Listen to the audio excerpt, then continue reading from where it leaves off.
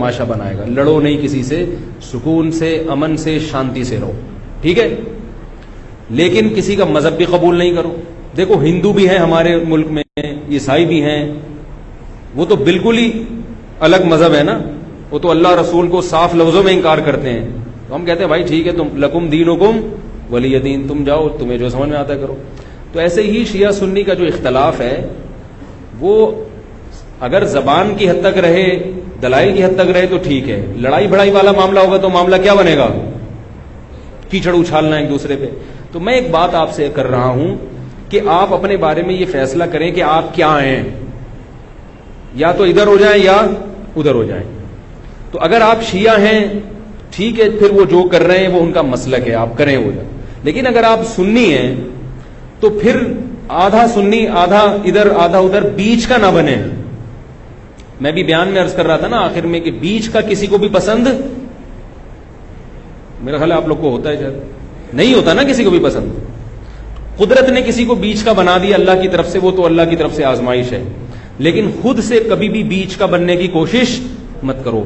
تو یا تو ادھر ہو جاؤ یا ادھر ہو جاؤ. اب ہمارے ہاں لوگ کیا کر رہے ہیں, جو سنی ہیں سنی, محرم میں حلیم پکا رہے ہیں, حلیم کھا رہے ہیں, محرم میں سبیلیں لگا کے بیٹھے ہوئے ہیں, سبیلوں سے پانی پی رہے ہیں, محرم میں مرثیے سن رہے ہیں, رکشے والے بھی مرثیے لگا کے, ٹیکسی والے بھی مرثیے لگا کے.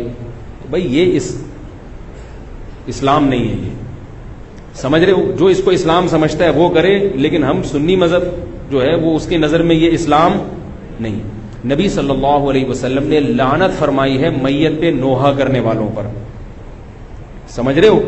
آپ نے فرمایا جو گریبان پھاڑے وہ ہم میں سے نہیں ہے. میت پہ چیخنا چلانا, اس کو نبی صلی اللہ علیہ وسلم نے لعنت والا عمل قرار دیا ہے. شہادت پہ چیخنا چلانا کسی کی. حضرت جعفر طیار رضی اللہ تعالیٰ عنہ اہل بیت میں سے تھے. وہ جب شہید ہوئے ہیں جوانی میں, ان کی 4 بیویاں تھیں, بیوہ ہو گئیں. معذرت کے ساتھ یہ میں ٹاپک نہیں لا رہا, جو خود سے آ رہا ہے اسے آنے دو. اب شہید ہی چار بیویاں ہی بیوہ ہوئی تھی, تو میں ان کو آپ کی خوش کرنے کے لیے ایک تو نہیں کر سکتا نا. ان کی 4 بیویاں کیا ہو گئی, بیوہ ہو گئی. تو جب ان کے گھر میں اطلاع ملی ہے کہ آپ کے جوان شوہر شہید ہو گئے, تو ان کے رونے کی آوازیں آئی ہیں, چیخنے چلانے کی آوازیں آئی. آپ صلی اللہ علیہ وسلم کو اتنا غضب آیا, آپ نے فرمایا کہ جاؤ خاک پھینک کر آ جاؤ ان کے منہ میں, اب ان سے کہو کہ اپنی آوازوں کو پس کریں. حضرت جعفر طیار بھی اہل بیت میں سے تھے, نبی کے سگے چچا کے بیٹے تھے. تو اہل بیت کی شہادت پر آپ صلی اللہ علیہ وسلم نے چیخنے چلانے سے, رونے سے منع کیا. اور حضرت جعفر طیار ظلمن شہید ہوئے تھے نا, ظلم ہوا تھا ان کے اوپر. تو اسی طرح ہم یہ کہتے ہیں کہ جیسے حضرت جعفر طیار اہل بیت میں نبی کے سگے چچا زاد بھائی, حضرت حسین نبی کے نواسے, تو جیسے حضرت جعفر طیار کی شہادت پہ چیخنے چلانے والے کو نبی صلی اللہ علیہ وسلم نے پسند نہیں کیا. حالانکہ ان کی بیویوں کا رشتہ, بیوی کا جتنا قریبی رشتہ اپنے شوہر سے ہوتا ہے, اتنا قریبی رشتہ ہمارا حضرت جعفر طیار یا حضرت حسین سے نہیں ہے. رشتہ یقیناً ہے, مگر اتنا قریبی نہیں جتنا بیوی کا ہوتا ہے, اولاد کا ہوتا ہے. تو جب بیویوں کو رونے کی اجازت نہیں ہے, جو سب سے زیادہ متاثر ہوئی ہیں, تو ہم اور آپ کو حضرت حسین کی یاد میں چیخنے چلانے کی اجازت کہاں سے ہوگی؟ ہم زیادہ فنٹر بننے کی کوشش کیوں کر رہے ہیں بھائی, زیادہ آگے نکلنے کی کوشش کیوں کر رہے ہیں؟ یقیناً اہل بیت سے ایمان, اہل بیت سے محبت ہمارے ایمان کا جزو ہے, مگر اس محبت کا اظہار اس طرح سے کرنا ہے جس طرح سے اہل بیت سے محبت کا نبی نے حکم دیا ہے. نہیں آ رہی میرا خیال ہے بات, پولیس کی تو ضرورت نہیں ہے. جس طرح سے حکم دیا ہے بھائی اس طرح سے اہل بیت سے محبت کرنی ہے, اپنی طرف سے نہیں کرنی ہے آپ نے. تو پہلی بات تو یہ حدیث سمجھ میں آ گئی. اور آپ صلی اللہ علیہ وسلم نے چیخنا چلانا, گریبان پھاڑنا اور یہ سب کے منع کیا ہے. تو سنی مذہب میں ماتم کی اجازت, چیخنے چلانے کی, ہا ہو کرنے کی اجازت نہیں ہے. سمجھ رہے ہو بات کو؟ تو آپ یہ کام نہ کریں, مرثیے آپ نہ سنیں, انہیں سننے دیں, انہیں کرنے دیں. آپ رکشہ ٹیکسی چلا رہے ہو, کہہ رہے محرم کے احترام میں گانے نہیں لگاؤں گا, مرثیے لگا دوں گا. بھائی نہ گانے لگاؤ نہ مرثیے لگاؤ. اور مرثیوں میں جس طرح سے اہل بیت کا نام لیا جاتا ہے, اس میں اہل بیت کی عزت نہیں ہے بلکہ اہل بیت کی توہین ہے. ہائے زینب, ہائے یوں, ہائے یوں. آپ اپنے گھر کی عورتوں کو چاہتے ہو کہ سڑک پہ ان کا اس طرح سے ہائے ہائے کر کے نام لیا جائے روڈ پہ؟ جب ہم اپنی عورتوں کے لیے ایسی توہین برداشت نہیں کرتے، وہ عورتیں جن کے تقدس کی قسم اٹھائی جا سکتی ہے، جن کے ناخن بھی کوئی نامحرم نہیں دیکھ پاتا تھا، اہل بیت عورتیں تھیں، نبی صلی اللہ علیہ وسلم کی نواسیاں، نبی صلی اللہ علیہ وسلم کے خاندان کی عورتیں، حضرت حسین رضی اللہ تعالیٰ عنہ کے خاندان کی عورتیں، تو ان کے بارے میں میرے بھائی کیسے یہ برداشت کیا جا سکتا ہے کہ کوئی بھی چیخے چلائے ان کا نام اس طرح سے توہین آمیز لہجے سے؟ اسلام نے اکرام سکھایا ہے، عزت اور احترام سکھایا ہے، اور عزت و احترام کے اصول اور آداب بھی سکھائے. تو اس لیے آپ لوگ یہ کام نہ کریں، جو کر رہا ہے اس سے بحث بھی نہ کریں. بولے میں ٹھیک ہے تمہارا مسلک ہے تو کوئی بات نہیں، تم کر لو، ہم ہی نہیں کریں گے. تو یہ جو سبیلیں لگائی جا رہی ہیں، یہ کہا جاتا ہے کہ حضرت حسین کی یاد میں. تو یہ بھی ایک عجیب بات ہے. حضرت حسین رضی اللہ تعالیٰ عنہ اگر پیاس سے شہید ہوئے تو پانی پی کے یاد منائی جائے گی یا پانی سے اوائڈ کر کے یاد منائی جائے گی؟ عجیب بات ہے. مجھے ایک بات بتاؤ، آپ کا دوست بھوکا بیٹھا ہوا ہے، آپ اس دوست پہ ترس کھا رہے ہو، آپ کہہ رہے ہو، اس کو فون کیا آپ نے، بھائی کیا یار؟ کہہ رہے 2 دن سے مجھے کھانا نہیں ملا. کہہ رہے بس پھر میرے سامنے جو کھانا رکھا ہے میں بھی نہیں کھا رہا، جب تو نے نہیں کھایا تو میں کیوں کھاؤں یار یہ مرغے؟ یہی ہوتا ہے نا یار، جب تو 2 دن سے بھوکا ہے تو میں بھی تو ایک وقت کا ناغہ کروں نا کھانے کا. لیکن آپ نے کیا کیا؟ آپ نے دوست کو فون کیا، تجھے کھانا ملا؟ کہہ رہے 3 دن سے بھوکا ہوں. آپ نے کہا یار بہت افسوس ہوا یار، ایسا کر 2 پراٹھے لے کر آ، ہوٹل کے بیرے کو 2 انڈے لے آ اور 2 دودھ پتی لے آ. ویسے تو 1 پراٹھا کھاتا تھا، آج کتنے کھاؤں گا؟ 2 کھاؤں. دوست فون پہ کہہ رہا یار یہ آرڈر کا، کہہ رہا یار تو بھوکا ہے، تیری یاد میں کیا کروں گا، کھاؤں گا بھی اور پبلک کو بولوں گا آ جا بھائی تو بھی آ جا یار تو بھی آ جا. یہ کامن سینس، میری جو سینس ہے بھائی، میں سنی ہوں تو مجھے یہ والا چیز صحیح لگ رہی ہے.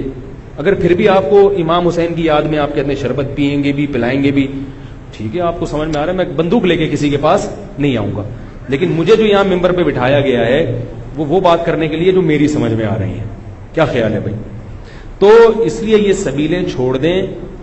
پیاسے کو پانی پلانا یہ پورے سال سنت ہے، اور پیاسے کو پانی پلاؤ ایسی جگہ پہ جہاں پانی نہ ہونا. شہر میں سب جگہ پانی ہوتا ہے، سب جگہ پانی ہوتا ہے. تو یہ چھوڑ دیں، جو کر رہے ہیں ان کو کرنے دیں. چھوڑنے کا مطلب یہ نہیں کہ آپ جا کے بحث کریں. آپ یہ کام نہ کریں، نہ سبیل سے پانی پئیں نہ سبیل سے پانی پلائیں، کیونکہ لوگ اس کو اسلام سمجھ رہے ہیں جبکہ یہ اسلام نہیں ہے. سمجھ رہے ہیں؟ اس طرح محرم میں حلیم کا جو فلسفہ بیان کیا جاتا ہے وہ یہ بتایا جاتا ہے کہ حضرت حسین کو کچھ بھی نہیں ملا تھا، کھانے کو کچھ بھی نہیں ملا تھا، تو ہم اب سب چیزوں کا ایک مرغوبہ بنا کے پبلک کو کھلائیں گے، جس سے یہ پتا چلے گا کہ دیکھو حلیم میں گوشت بھی ہے تو حضرت حسین کو گوشت بھی نہیں ملا، حلیم میں چاول بھی ہے تو چاول بھی نہیں ملے ان کو، حلیم میں دال بھی ہے تو ان کو دال بھی نہیں ملی، حلیم میں جو بھی ہے تو ان کو جو بھی نہیں ملی. تو حلیم ایک ایسی ڈش ہے جس میں اتنی ساری چیزیں آتی ہیں کہ یہ ساری چیزیں ایک جگہ جمع کسی اور ڈش میں نہیں ہوتی. تو سب چیزیں کھلانے کا ہمیں ثواب مل جائے گا. یہ بھی وہی ہے کہ انہیں کچھ بھی نہیں ملا اور آپ ان کی یاد میں سب کچھ کھا بھی رہے ہو اور سب کچھ کھلا بھی رہے ہو حلیم کے نام. تو یہ بھی کامن سینس کی چیزیں نہیں ہیں. اس لیے چھوڑ دو اللہ کا واسطہ. لوگ کیا کہتے ہیں، میں محرم میں حلیم اس نیت سے نہیں پکا رہا، میں تو ویسے ہی پکا رہا ہوں. تو ویسے ہی تو نے سفر میں کیوں نہیں پکایا؟ ویسے ہی آپ ربیع الاول میں کیوں نہیں پکا لیتے؟ ویسے ہی آپ رمضان میں کیوں نہیں پکا لیتے؟ آج ہی ویسے ہی خیال آیا ہے تو بھائی چھوڑ دو. یہ اسلام خدا کی قسم بدنام ہو رہا ہے دنیا میں. غیر مسلم جب یہ اسلام دیکھے گا اس کو اسلام میں اٹریکشن نظر آئے گی، وہ حلیم کھانے کے لیے مسلمان ہوگا، وہ شب برات کے پٹاخوں کے لیے حلووں کے لیے ہوگا. نبی سے صحابہ نے پوچھا کہ اسلام کیا ہے، تو آپ صلی اللہ علیہ وسلم نے مختلف حدیثوں میں اس کا مختلف جواب دیا ہے. ایک جگہ فرمایا کہ اسلام ہے کلمہ شہادت، صرف ایک خدا ہے ہمارا، اور نماز قائم کرنا، زکوٰۃ ادا کرنا، حج کرنا اور روزے رکھنا. ایک جگہ فرمایا اسلام یہ ہے کہ تم غربا کا خیال کرو، ان تطعم الطعام، لوگوں کو کھانا کھلاؤ. یہ مطلب نہیں حلیم کھلاؤ، کھانے کا مطلب یہ کہ لوگوں کی بنیادی ضرورتیں سارا سال پوری کرو. اس کو سفر میں ضرورت ہے تو محرم کا انتظار جب غریب کو موقع ملے کہ بھی دیکھو محلے پڑوس میں رشتہ داروں میں کوئی غریب ہے اس کا خیال کرو. آپ سمجھ میں نہیں آ رہی میرا خیال ہے. اچھا، تو اسی طرح جو میں نے عرض کیا آپ کو، یہ جو قصے کہانیاں ہیں کربلا سے غیر ضروری واقعات، یہ میں نے بتایا کہ غلط ہوتے ہیں، ان کو بھی نہ سنا کریں آپ. ان کے غلط ہونے کی ایک دلیل تو میں بیان سے پہلے دے چکا ہوں. ایک اور دلیل کہ جو خطیب لوگ چاہے وہ شیعہ ہوں یا بعض سنی، سب میں ہیں ایسے لوگ. تو یہ غلط ہونے کی بڑی دلیل ایک اور یہ بھی ہے کہ اگر یہ قصہ خطیب لوگ جو حقیقی واقعہ ہے وہ بیان کرتے تو ایک ہی قصہ کئی بار انسان سن نہیں پاتا. نہیں آ رہی بات بھائی؟ یہ قصہ اب جیسے میں نے یہ قصہ آج بیان کر دیا، واقعہ بیان کیا، اب میں دوبارہ یہ واقعہ بیان کروں تیسری، آپ بولو گے یار تھک گئے مولوی صاحب، ٹاپک چینج کرو. لیکن آپ دیکھ رہے ہیں کہ جو خطیب لوگ ہیں وہ محرم میں پورا محرم ان کا یہ کربلا کا واقعہ بیان کرتے ہیں، لیکن لوگ تھکتے نہیں ہیں. اس کا مطلب ہر واقعہ اور ہر تقریر دوسری تقریر سے جدا اور منفرد ہوتی ہے، ورنہ پبلک سنے گی نہیں.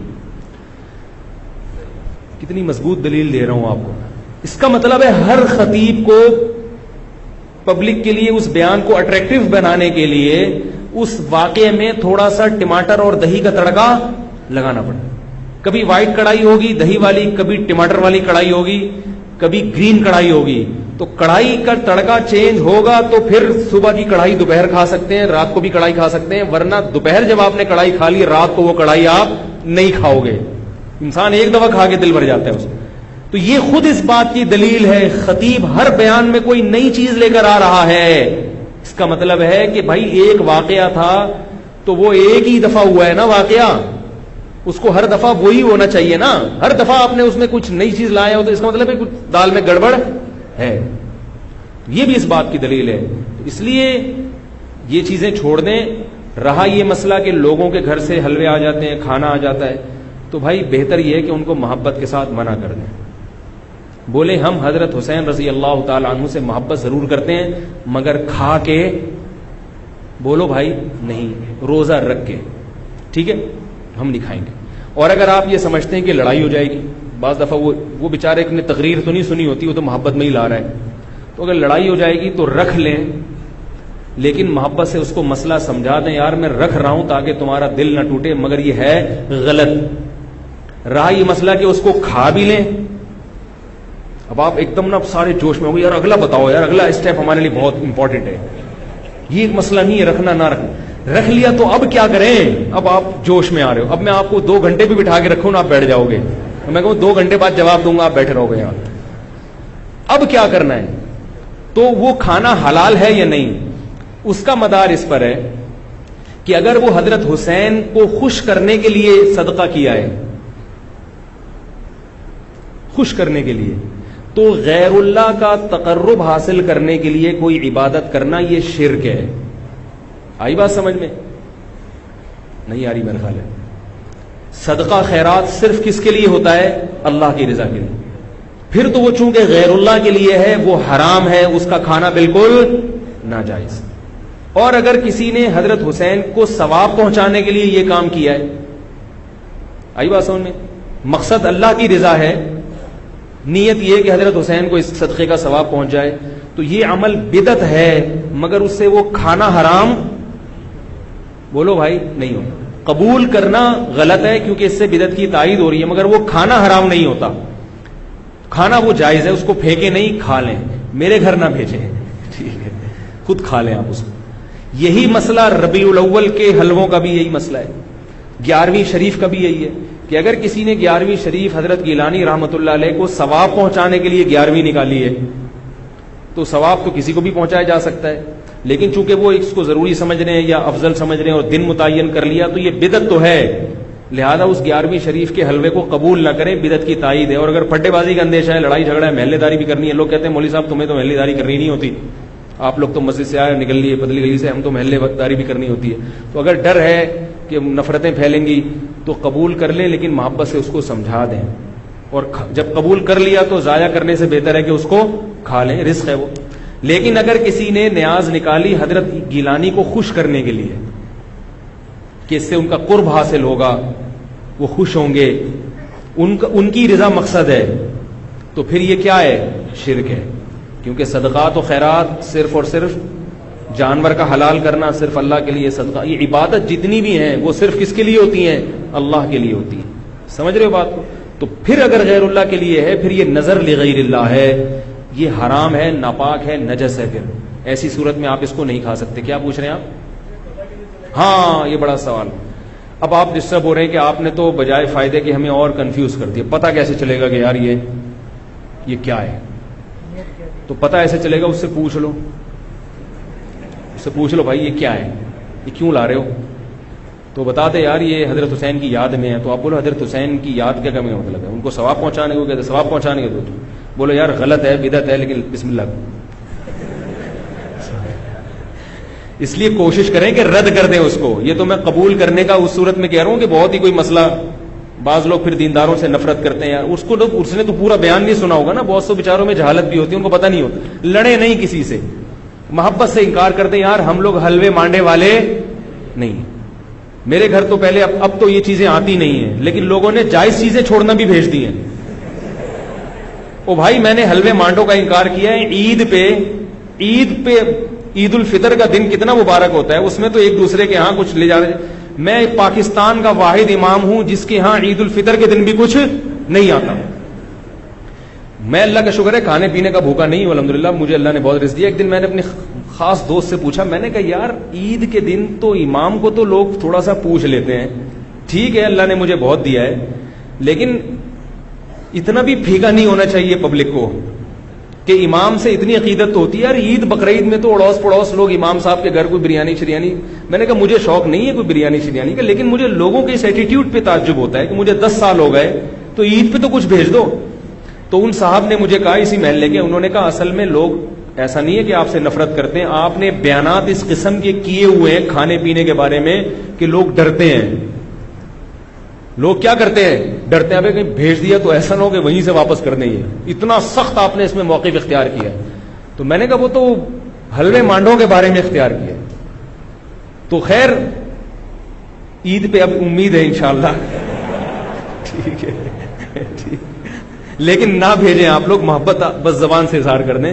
میں ایک مسئلہ بیان کر رہا ہوں کہ میرے بیانات اس بارے میں ایسے ہوتے ہیں کہ لوگ یہ سمجھتے ہیں کہ یہ نفس ہدیے کے ہی خلاف ہے. ان کو ہدیہ دیا تو کوئی تھپڑ نہ مار دیں کھینچ کے.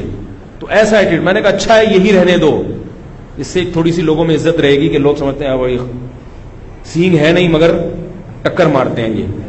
تو یہ اس لیے ہم نے سخت موقف اختیار کیا ہے کہ لوگ امام کو کی توہین کرتے ہیں.